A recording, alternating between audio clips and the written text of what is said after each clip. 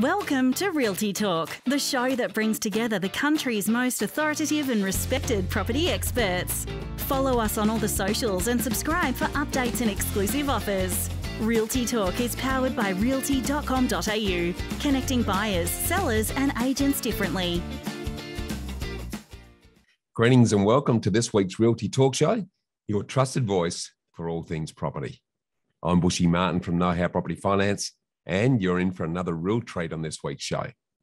Contrarian and leading property analyst Simon Pressley from Propertyology sets the scene with a deep dive on what's next for Australian property across the country following the lockdown legacy and regional relocation. And you're going to be surprised with his findings. Scott McPharlin from Magain Real Estate then joins us to share his tips on how to buy in a hot market. And to continue this theme, I close out the show with the first in our special series on the art of buying at auctions and how to avoid auction shocks, given the large number of properties being sold under the hammer at the moment. As usual, we've got a lot to unpack, so let's get the show underway. Hi and welcome. Now, with national property markets currently booming at a faster rate than we've seen since 1989, according to recent CoreLogic figures, the most common question on everyone's lips is how long is this boom going to last? And the obvious follow-on from this is to understand what macro factors are going to influence property in the future. So to help answer these vexing questions, we're joined by the Warren Buffett of property in Australia, a Realty Talk regular and Australia's premier property market analyst, Simon Pressley, the head of research at Propertyology. Welcome back to the show, Simon. Oh, good on you, Bushy. Geez, that's a big rap, mate. The Warren Buffett of property. Thank you very much. Well, it's well earned, mate. The amount of analysis and research and time that you spend reflecting on and investigating and diving into property is absolutely second to none. So very appropriate term, mate. But getting into the subject, you were actually one of the very few contrarians who correctly predicted the current boom. So how long do you think it's going to last and why? Yeah, good question. Well, now, as with every year, Bushy, no two property markets are ever the same. This boom actually started, for those who can't recall, October 2019. So it was about 6 months before COVID. COVID just put things on pause while we're in national lockdown there for a few months. But I think we'll see signs maybe as soon as 6 months. So in the first half of the 2022 calendar year, that some locations are at the end of their growth cycle. That doesn't necessarily mean that they'll see property prices decline, although that's a possibility. But I think we're going to see large parts of Australia, Bushy, that their growth cycle might run sort of 4 to 5 years and could easily see 100% capital growth over that 4 to 5 year period of time. Yeah, okay, that's a pretty strong result. So, as always, and as you've just said, there is no one property market. So how is it going to vary geographically and or by property type? Yeah, I'll property type first. I mean, there's a big bunch of evidence, a good 10 years of official data before COVID arrived, showing that apartment values significantly lagged whatever an individual detached house did in a typical location. And look, all COVID's done is, to be frank, completely stuffed any potential that apartments have. That doesn't mean that it's impossible for an apartment to see price growth, but relative to whatever the detached house in that same location over that same period of time, that gap is going to get wider and wider and wider.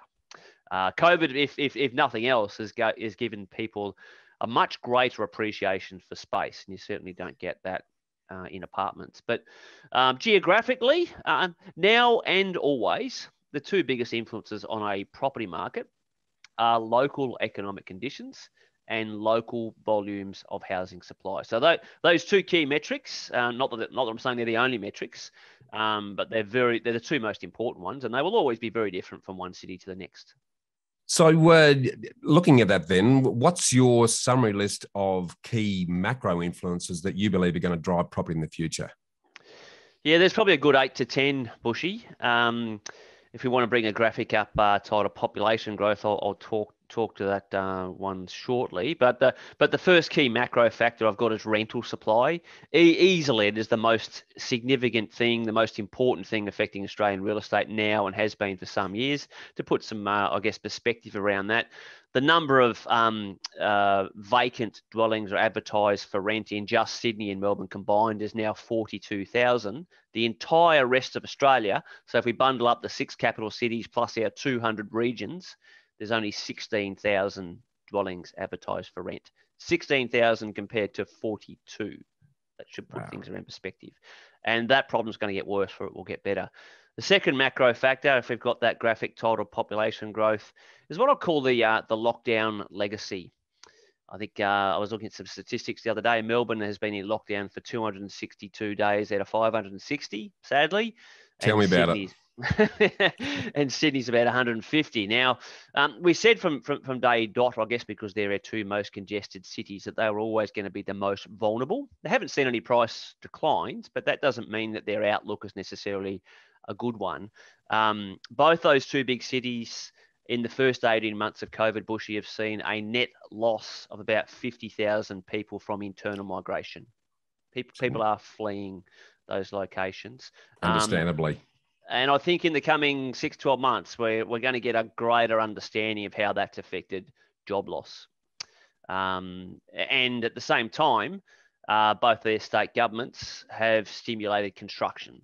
So there's going to be a period of record supply at the same time when it might be their worst economic performance for many, many years, and people leaving. So as you can see from this graphic here, and the next macro factor, regional relocation. This looks at population growth in the first 12 months of COVID, so to the end of March 2021.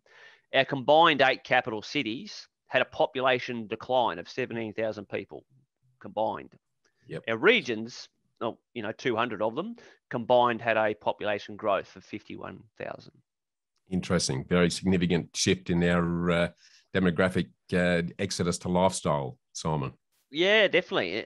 Which brings us to our next macro factor, the regional relocation. It's always been there, it just hasn't been spoken about, much until the germ hit our shores. But as the green line shows in this graphic, Australia's regional lifestyles, that green line is above the horizontal line for zero for as far back as the ABS data takes us, which is 20 years. So what that means is every single year for the last 20 years, more people have left our capital cities to somewhere in regional Australia than going the other way around. That green line has always been above horizontal, but it started to significantly accelerate before COVID arrived, and since COVID arrived, it is going through the roof. And I expect that trend to continue even with vaccines in place. But the other two lines, the dark blue is Melbourne and the light blue is Sydney.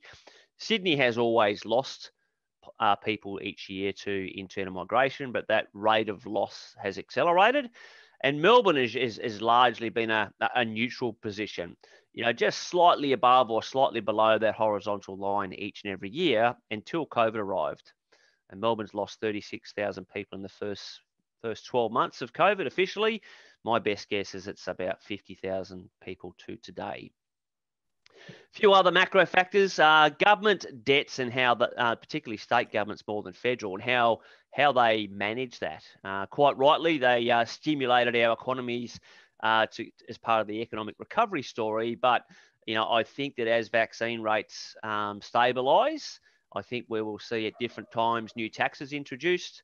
The ability to expand the public sector workforce will be challenged. The ability to fund infrastructure investment will be challenged. And those things affect local economic conditions that we were talking about earlier. So, the states that have the healthiest balance sheets, tick a very important box for how their respective property markets perform.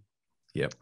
Interest rates, people might have forgotten that the RBA cash rates actually declined by 1.4%. If we compare what it is today to just 3 years ago. So someone who's got a $500,000 mortgage, each and every year, they've got $7,000 extra money in their pocket without even getting a pay rise.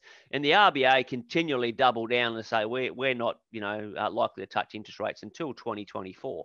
But whilst they say that, they can always change their mind. And I've always had a keen interest in economics because it's so important for property markets. Yep. I see a lot of pressure building up in wages. If things continue at this rate, I think we're going to hear the word inflation a lot in 2022. And when that's here, month after month after month, that's when the RBA tend to start to think about raising rates. Not that we should be worried about that, though. Housing supply, we have stimulated our construction sector, which is a good thing to do, I think, in general for construction jobs and other jobs that spin off that. But at the end of the day, when you stimulate construction, you are ramping up supply at a time when Australia's population growth over the last 12 months is the lowest it has been for 100 years. So there's going to be some stress points, some not so nice stress points in some locations with a potential oversupply that we might see signs of the middle of the next year. China is something that's made us very wary of Western Australia markets. Those markets are strong at the moment, as they are all around Australia.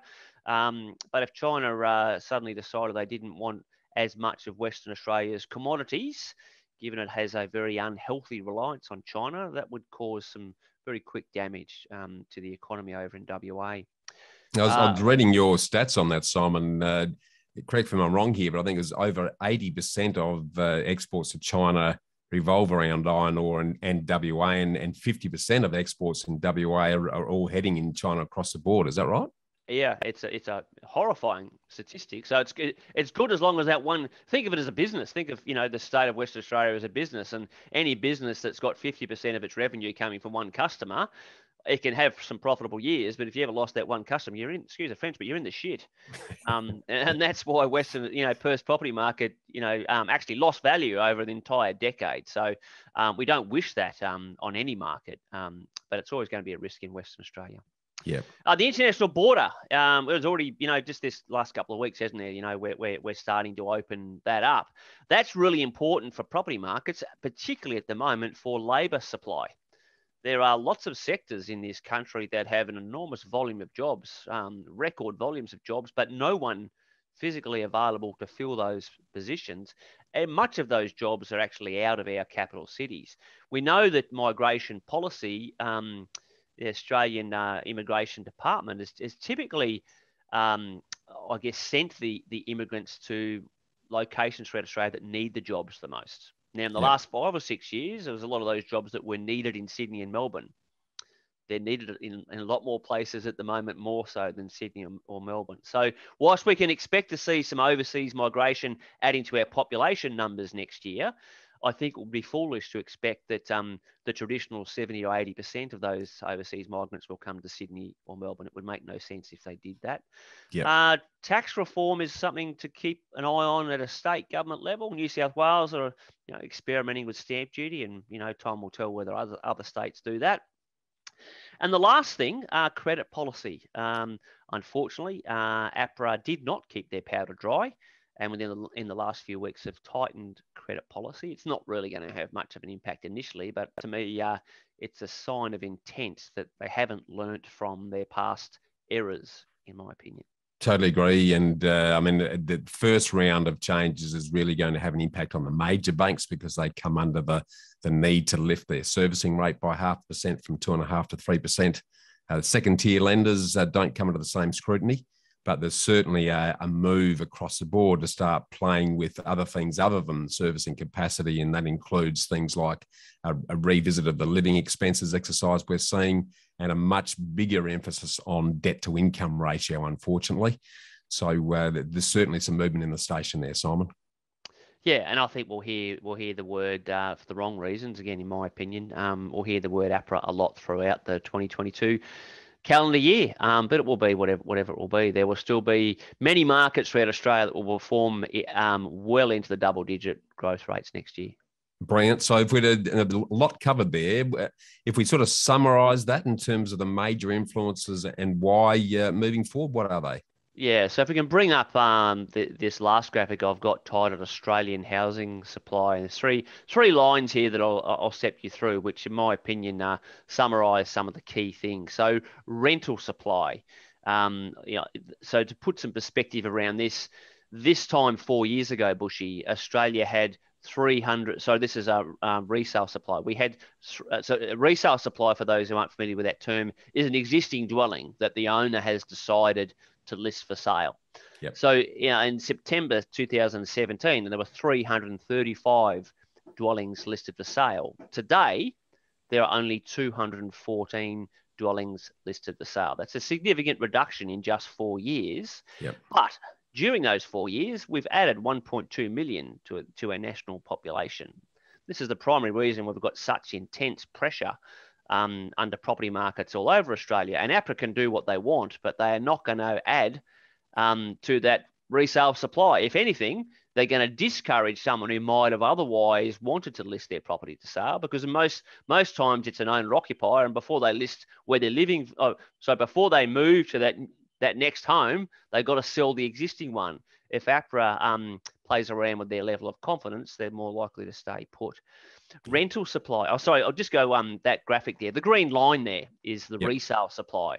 Yep. So you can see there's been a big cliff which started well before COVID arrived, and it's just dipped sharper since COVID. The other two lines there is rental supply. We've got the purple line there is looking at everything other than Sydney and Melbourne. The blue line is Sydney and Melbourne together. So both our big cities have a record high volume of rental accommodation advertised for rent at the moment. But that purple line is every other location in Australia. You can see a few years before COVID arrived, that started to dip sharply. And the number one cause of that is the text on this chart was APRA. Yeah, which is why I said earlier, hopefully they had learnt from their past decisions, but clearly they haven't. You tighten up credit supply, and some of those borrowers are investors, and if investors can't get the loan, then they won't buy the property. If they don't buy the property, they're not adding a property to the rental supply market. And we need lots and lots of properties added to the rental pool. So APRA has made that harder, not easier. We have, in this entire country, only 59,000 dwellings advertised for rent, and about 3/4 of those are in our two biggest cities. 4 years ago, we had 73,000 properties advertised for rent. So we've got a lot less properties advertised for rent, and again, we've got 1.2 million more people here. Yeah, well, it's pretty obvious where that's going to go. So the APRA are playing with one area, and it's going to have some unforeseen consequences as a result of that. So very interesting, mate. It's been extremely enlightening. I want to thank you for sharing those timely insights with us, Simon, and thanks again for your time on the show today. My pleasure. Boom times next year again, folks. Hold on to your hats. So it's absolutely clear that there's still plenty of property growth ammunition in the barrel, but the rising tide's not going to float all ships. So to ensure that you're securing outperforming properties across the nation in the years to come, reach out to Simon and his buyer's agents team at Propertyology. You're watching Realty Talk, your trusted voice for all things property. Property deductions can save you thousands of dollars each year. To make sure you maximise deductions, you need to work with the most experienced quantity surveyor in the country. BMT Tax Depreciation is the leading specialist in the industry. They've completed over 700,000 tax deduction schedules for residential investment and commercial properties Australia-wide. BMT guarantee to find double your fee in the first full financial year deductions. Call BMT on 1300 728 726 today for an obligation-free quote. Greetings and welcome. Now, despite many parts of the country remaining in some level of lockdown, the housing boom continues to roll on, with national home values rising another 1.5% last month. And housing prices have been rising almost 11 times faster than wages growth over the last year. And it's likely that the ongoing shortage of properties available to purchase is actually central to the upwards pressure on housing values. The latest CoreLogic data takes Australian housing values 15.8% higher over the first 8 months of the year and 18.4% above levels a year ago. In dollar terms, the annual increase in national dwelling values equates to approximately $103,400, which equates to $1,900 a week increase. That's incredible. So with so much continued demand and limited supply of properties for sale, how can you outbuy the competition in such a hot market? Well, to give you some great tips on how to do this, we're joined by leading selling agent Scott McPharlin from Magain Real Estate in Adelaide. Welcome back to the show, Scott. Thanks for having me, Bushy. It's always great to talk to you. Likewise, mate. Now, we're in a sort of a real window of opportunity here. What's your read on why there are so many buyers for so few properties currently? Well, I feel that we talk about COVID, and honestly, most people thought at the start of COVID that it was going to have a pretty negative effect on most of the economy right across Australia. And I feel that is true for some businesses, and my heart goes out to all those people that have been in lockdown and that own face-to-face businesses that have been really restricted in what they can do. But I feel like there's been a lot of Australians who own businesses that have been able to almost pivot their businesses to make their businesses stronger today than what they were at the start of COVID. And I feel like the amount of money in the system, in the economy at the moment, is quite high. And then when you look at that coupled with interest rates and the fact that money is more affordable than it's ever been before, it is mean the resources that a lot of people have got to invest has been a lot higher, and therefore competition, is really, really rife out there. And there's lots of people trying to buy. They want to invest. They can't spend their money overseas or on holidays or all those sorts of things. Even you look at used car market at the moment, it's almost impossible to buy one that you want because people have got this access to money that they've never had before. Yeah, it's a very good read, mate. So looking at how things are happening on the ground, what mistakes do you see buyers making when they're actually trying to put in offers on property in the moment? Well, I think there's a couple of mistakes that buyers are typically making. Like ultimately, there's a lot of competition on the ground. So if you're just making yourself another number to the competition, all you're doing is aiding that property to create competition and sell it at a higher price. I think you need to be really honest with yourself about whether the property they're actually going for. If you're just throwing an offer in to be a part of the mix, then you're probably doing yourself a disservice. Yep. You really need to be pointing in to go, is this the one? And you've got to go back to the basics. You've got to work out, is this the location? Is this the land size? Is this the detail? Everything that you wanted in a property, is this actually the one? I see a lot of people just throwing offers willy-nilly on every single property that comes onto the market because we've just got to secure something. And all you're doing is adding to the competition and allowing that agent, even though I am one, to have competition to push the price up for one that you weren't really wanting to buy in the first place. So I think you've got to have a really set list of requirements and criteria that you want. And if it's not within those criteria, then leave it alone. Yeah. If it is within those criteria, then you've got to make a decision to step up, because that is the one you want to buy. There's a reason why you've got the criteria. There's a reason why you want that type of property, and you've got to be true to yourself and actually, make sure you've got a good selection criteria and actually know what you want. Those people that are sitting out there going, oh, we just want to buy a property and we don't really know what it is or what it is, then they're kind of just sitting on the sidelines, and that's where you'll be forever. And you won't actually make that decision to get in and actually buy the property, because you've got to step up. In this market, it's going to be at a price that you didn't think you're going to have to pay. Yeah, it's a very good point then. So the real action then, what tips would you be giving buyers to help their offers be the winning one? Okay. So one, make sure the criteria that you want out of a property is clearly set up. Okay. The other side, when you're trying to make an offer that's going to be the winning one, you've got to understand the other side and the person you're dealing with. So from a sales agent's perspective, when they're putting a property on the market, and there's two ways they do that. They either put a price on it, or they don't put a price on it. They go best offers buyer or an auction campaign. They probably aren't trying to tell you the price then. Yeah. At the start of that campaign, when the market's rising so quickly, they have got no idea what that price will be at the end. At the start, they've got an idea what they think it should be based on obviously sales evidence from a month, 2 months ago, which is obviously old news right now.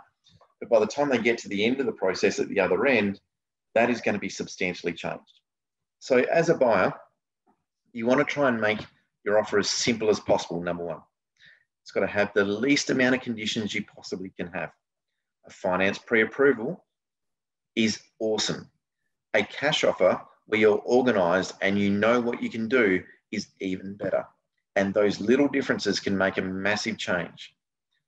Deposit is another thing that's underrated. As an investor, you may think, oh, well, like in South Australia, deposit is not compulsory. There's no fixed amount that you have to have. But a 10% deposit will always look better than a $2,000 deposit. So if you're going to buy a property, you need to make that commitment and go, well, if I'm going to be serious about this, let's make sure that I've got the biggest deposit that I can possibly put forward so it looks like my offer is as serious as it possibly can be. The next thing is I always try and position myself to have the last conversation with the agent before they go and talk to the vendor. If there's any way, if they say to you, I'm going to present offers on Tuesday night at 6 o'clock and I'm going to meet them, then I want to have the conversation at 5:45, the minute before they go and see them. Because at that point, they know all of the offers they've got. They know the interest. They've got a rough idea about what price that property is going to sell at. And if there's any chance they're going to give you some slight hint or slight advantage, which they're not meant to do, it's going to be at that point. And the thing you've got to remember is every agent works differently. Doesn't matter if they work in the same office or different offices. They all have some slight idiosyncrasies that they have in their process based on their experience. So you've got to do your best to find out what they are and then be able to match and meet those idiosyncrasies to put yourself at the head of the pack. Yeah, it's some absolute timeless gold there, Scott. There's some really good things that a lot of people wouldn't even consider based on what you've just said. So again, mate, I really appreciate you sharing that gold, and thanks again for your time on the show today. No problems, mate. Anytime, and have fun out there. Thank you, Scott. Well, there you have it. From where I sit, if you want to stand out from the pack to secure a hotly contested property and stop missing out, engage an independent professional buyer's agent if you can to find and negotiate a property on your behalf, and make sure that you're negotiating on other things that are important to both the buyer and the selling agent, not just the price. For more property insights, stay with us here on Realty Talk. Property depreciation is the natural wear and tear of a building and its assets. Property investors can claim depreciation as a tax deduction each financial year. Depreciation is a non-cash deduction. This means you don't need to spend any money in order to claim it. On average, BMT tax depreciation fined residential investors almost $9,000 in first full financial year deductions. Call BMT on 1300 728 726 today for an obligation-free quote.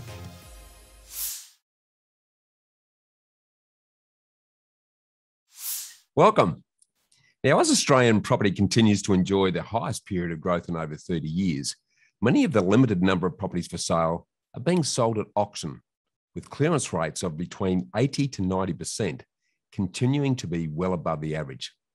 So in this light, this week, I thought we'd actually extend our recent feature on property negotiation to discuss the exciting adrenaline-filled world of auctions, given that in a decided seller's market, vendors and agents are understandably turning to auctions to optimize the speed and selling price of their properties. So as a buyer, how can you improve your chance of securing a property when it's being sold by auction?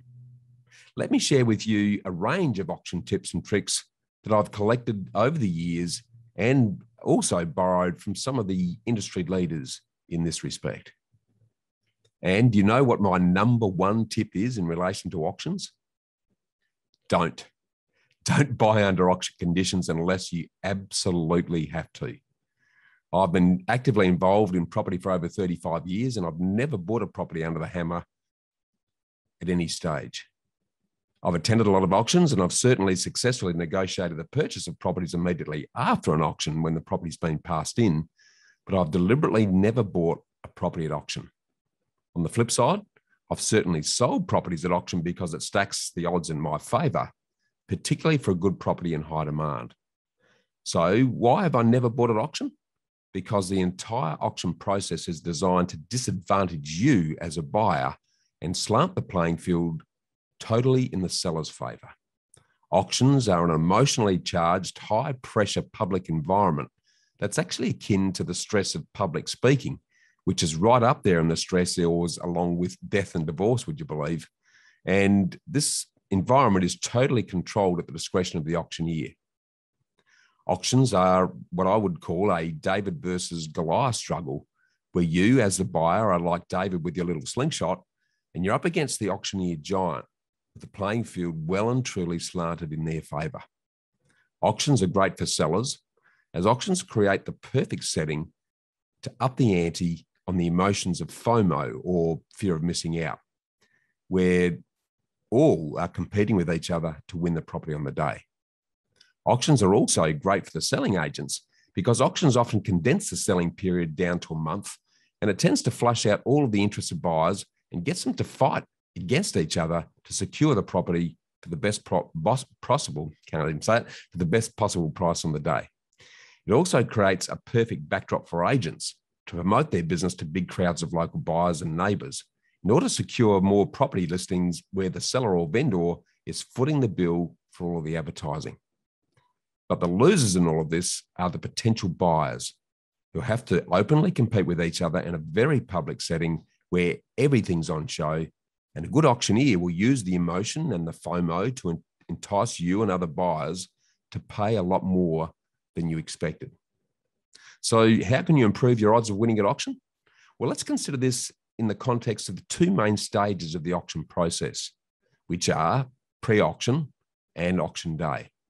Today, I'm going to focus on your pre-auction preparation, while next week we'll dive into winning bidding strategies so you can give yourself the very best chance of winning the property on the day. So let's start with the pre-auction preparation stage. Now, a lot of these tips are a bit of a case of stating the bleeding obvious, but it's amazing how many auction buyers just don't implement them. The first tip is to attend as many auctions as you can prior to the auction where you want to purchase the actual property. And I'm talking about attending lots of them prior to the auction day, particularly with properties that are similar to yours in the same area.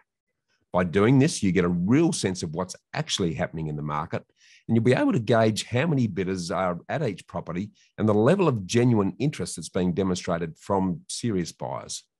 This allows you to get a much better sense of what the true pricing and market value of properties are, as the price guides that are provided by selling agents are often deliberately slanted to the low side in order to entice as many potential buyers to attend the auction, knowing that the property is likely to sell for a much higher price on the day.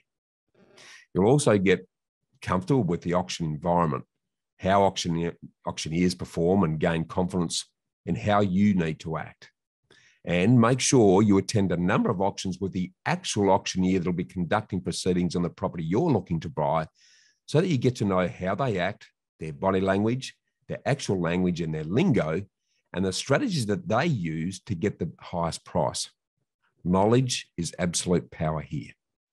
Now, in this way, you get a good feel for what the auctioneer says and their body language when the property isn't on the market, what they say when it's getting close to the reserve price, and then how they respond once the seller's reserve price has been reached and the property is then seriously up for grabs.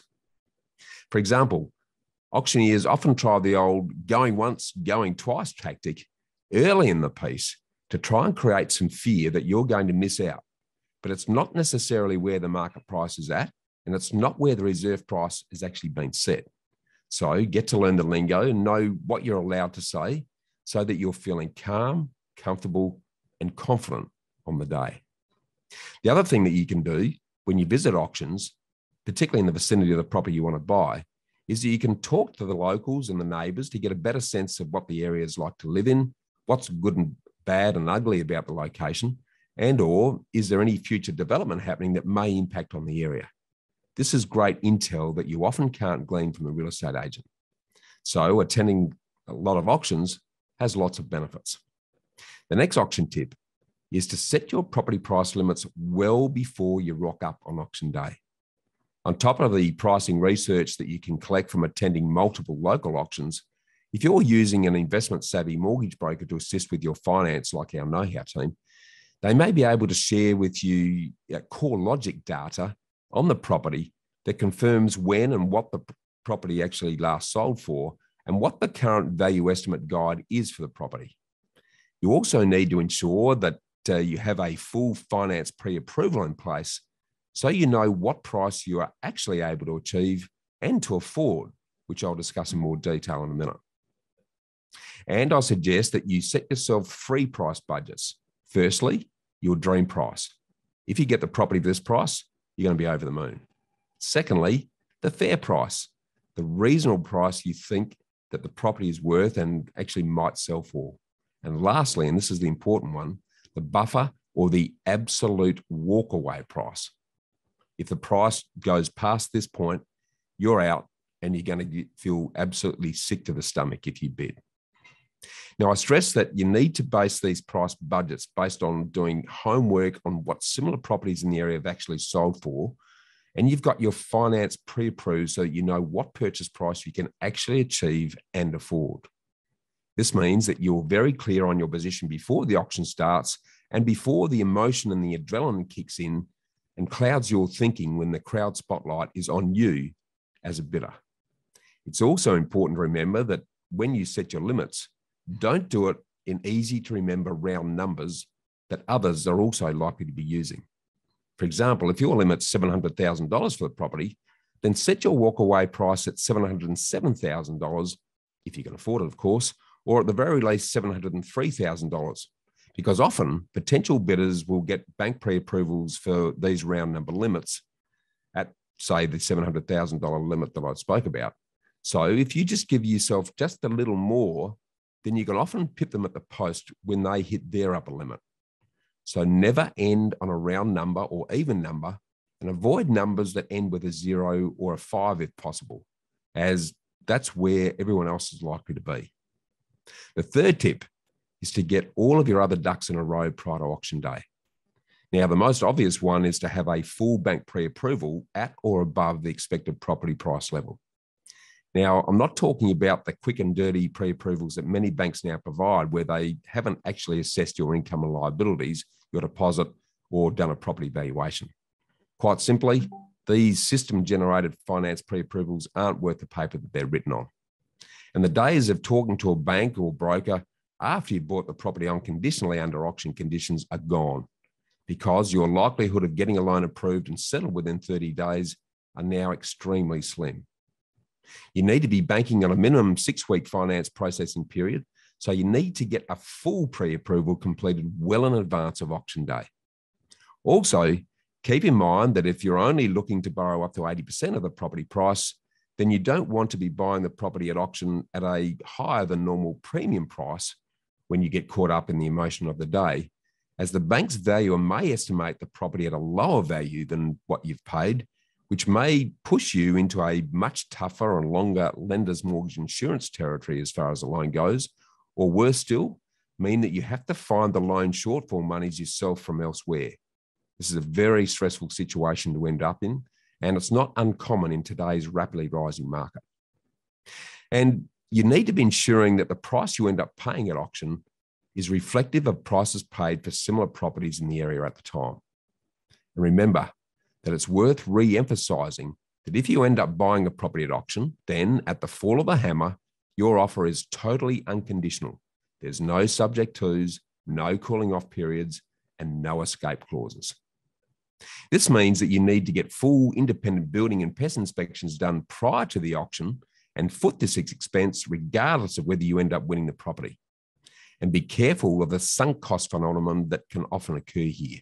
If you've sunk a considerable amount of time, energy, and cost into the property prior to the auction, you're running the risk of becoming more emotionally attached to the property, with the risk of going over your limits and paying too much for the property on the day. Also, make sure that you get the property contract and associated disclosures checked out by your conveyancer or solicitor prior to auction day, because if you want to change any conditions in the contract, it must be done and agreed to well before the day. You can't vary anything after the fall of a hammer. For example, as leading buyer's agent Bryce Holdaway suggests, if you're an investor wanting to use the sales agent's campaign photos to advertise the property for rental after the auction and prior to settlement, then you need the agent's and their vendor's permission to do this, as technically the property is not yours until you get the keys in 4 weeks' time. Now, while bank approval, building and pest inspections and contract reviews and condition negotiations are obvious, it just never ceases to amaze me how many auction bidders don't take the time to get this organised prior to auction day and then suffer the consequences after the event. Remember, success at auctions is a lot about your comfort and your confidence. And this preparation contributes a lot to your auction day bidding performance, particularly when you're in the heat of battle and under the spotlight, when your pulse and your adrenaline are running hot. Now, the next step is not to be overawed or scared by the auction day process itself, because as in reality, it's actually a more open and transparent process than normal private sales or the current fad of best of offer buy campaigns, where you're never really sure who else is interested in the property and what they're actually offering. At an auction, there's no guesswork as everything's actually fully out in the open. And you can see the whites of the eyes of both the auctioneer and all of the other bidders, which means that your winning bid is only likely to be just above the losing bidders. So in this light, embrace the open nature of auctions. And if you've done all your preparation, as I've already mentioned, then you can go in feeling completely calm and confident. Now let's talk about making pre-auction offers or making an offer on the property prior to auction. Now this can be a potentially dangerous approach depending on when you make the offer and how much you offer. If you make an offer too early or at the wrong price, then you've declared your hand in terms of how much you're prepared to pay, or you've just provided the selling agent with the ability to precondition the seller to accept a lower price than what they may be expecting. Either way, the agent and the seller are unlikely to accept the pre-auction offer if they're confident about the interest level and what the property is actually likely to get.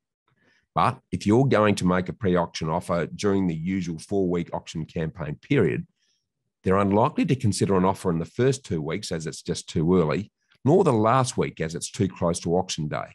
So the best time to do this may be in week 3, where a knockout offer may just be enough to be taken seriously if the seller is after a quick sale, or they also don't like the high stress and anxiety of the uncertainty created on auction day. And leaving the best to last, my number one tip to maximising your chances at an auction is to engage a professional independent buyer's agent to act on your behalf, to bid and negotiate the property purchase.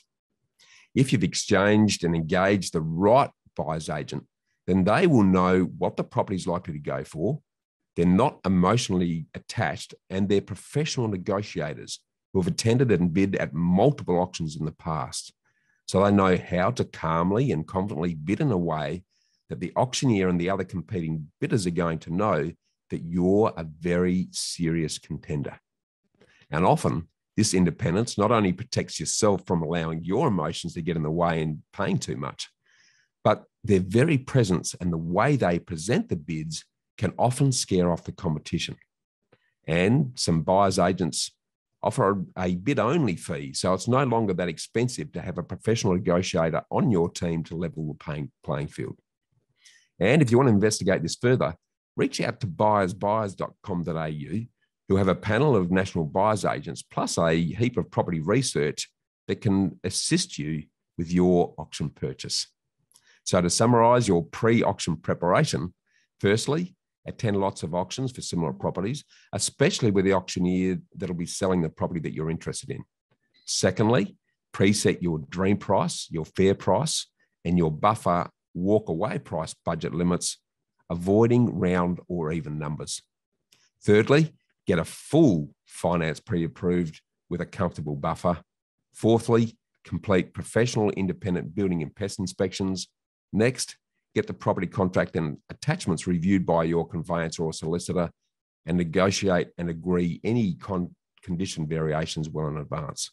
And finally, to give yourself the absolute best chance of securing a property at or below your desired price, engage a professional independent buyer's agent to act on your behalf.